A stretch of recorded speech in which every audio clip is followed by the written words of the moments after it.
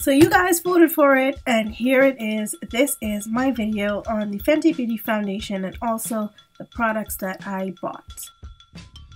First things first, we're going to start off with a clean, moisturized face, and then I'm just going to take the Fenty Beauty primer and apply it all over my face to make sure that that foundation holds up as long as it needs to, and it creates that barrier between my skin, my oils, and the foundation.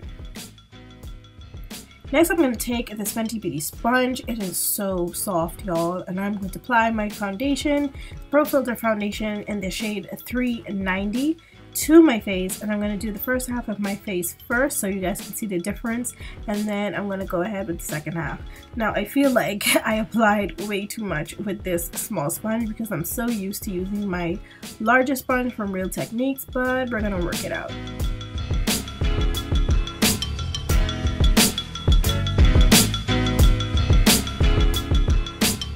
So here you have it, the comparison between my bare face and the Fenty Beauty foundation. As you can see, it adds a bit of warmth to my face. It looks a bit sun-kissed, so I was told today, but I do like it. I don't think it's far off. Now I'm just taking my Real Techniques sponge and I am applying the foundation to the second half of my face. I really like this sponge a whole lot better for applying the foundation with. It's so much quicker and I feel like it gives me more coverage and a more flawless finish.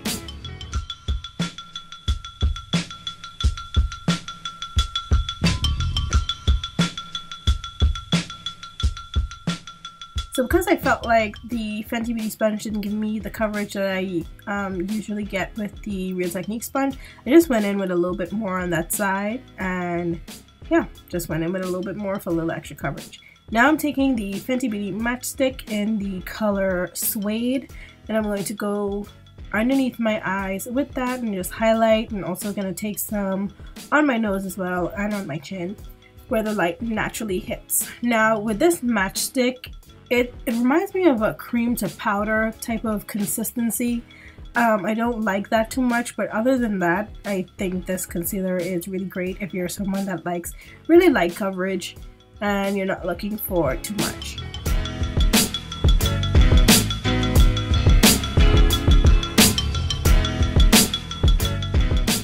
Now I'm going to take my Patrick Star powder and just set all the areas that I highlighted, not going into the rest of my face because I still have to contour. And speaking of contour, taking another Fenty Beauty matchstick, and this is in the color Truffle, and I'm just going to go into the natural contours of my face and add that in, and then just blend it out with the Fenty Beauty sponge.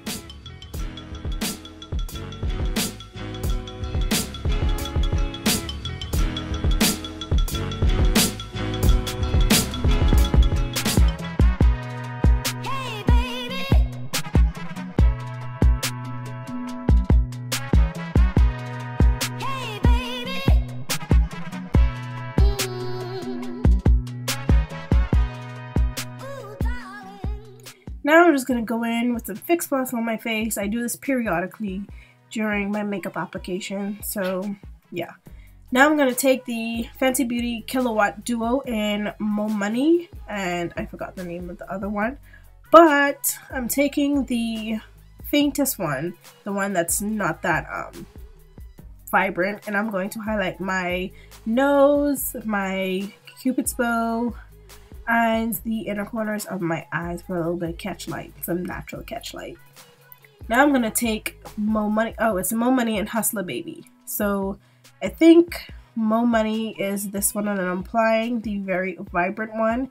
And of course you can see what I'm doing with that. I'm just going in, Hansi, because y'all know I love smashing highlight.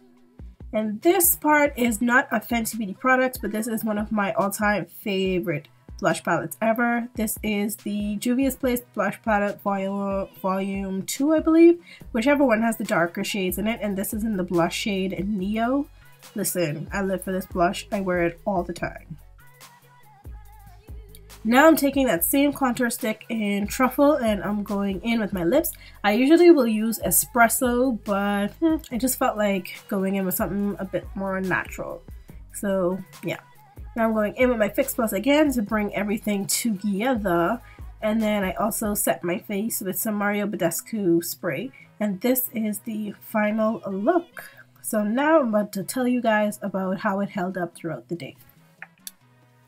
Alright guys, so I am back. It is currently 9:39. I don't know if you guys can see that, but it is 9:39 p.m. and I finished my makeup like about 2:30, 2:45.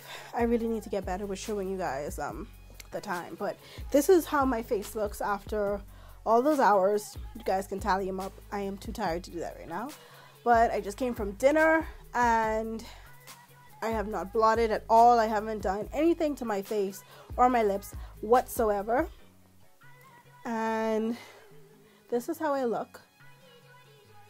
So I do notice, let me look in my mirror, I notice quite a bit of oiliness right here on my nose and definitely in the center of my forehead. Not too bad on my chin and this cheek hair, but definitely I can really see that I am quite a bit oily. But the foundation did not crack. I noticed that the foundation did not crack. And yeah, my eye crease, that's because I didn't set it, but that was my own fault. But I do notice that this Riri primer, because I've used this foundation with the Huda Beauty primer as well, and with, of course, its native primer, but I definitely see a big difference when I'm using the Huda Beauty primer with this foundation. So I don't really like the Rihanna primer as much, or with this foundation, but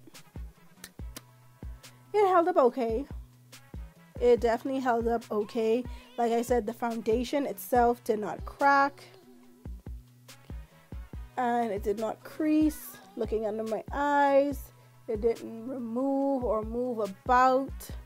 When I touch my face, like throughout the day, like sometimes I forget I have on makeup, so when I touch my face, it doesn't really have that much of a transfer, so it does dry down on your skin very well. I am greasy as a mug up in here, like whoo, woo, woo, woo, woo, woo. Yeah, so I'm just gonna blot with a sponge so you guys can see the difference. I'm gonna take my, it's very dirty, but it's my favorite sponge right now, my Real Technique sponge, and I'm just going to dab in all the oily spots. So yeah, I didn't buy her blotting papers. I didn't think that they would be necessary, and I don't really use blotting paper per se, or blot powder. I just like get a tissue and I just blot, and it works out just fine for me. So it's not broke, don't fix it. But overall, yes, I do really like this foundation. Do I think it's a necessity? No, I definitely don't think that it's for makeup artists, because it's so hard to find your shade, because these shades are so tricky. So it's really going to be difficult for somebody who's a makeup artist to determine which shade belongs to who and all of that other stuff. So I would just say don't put yourself through the confusion. If you're a makeup artist, no. But if you're just a regular person, you know, you're using it for just personal use, I would say, you know, it is a very nice lightweight foundation that you can wear on the daily basis.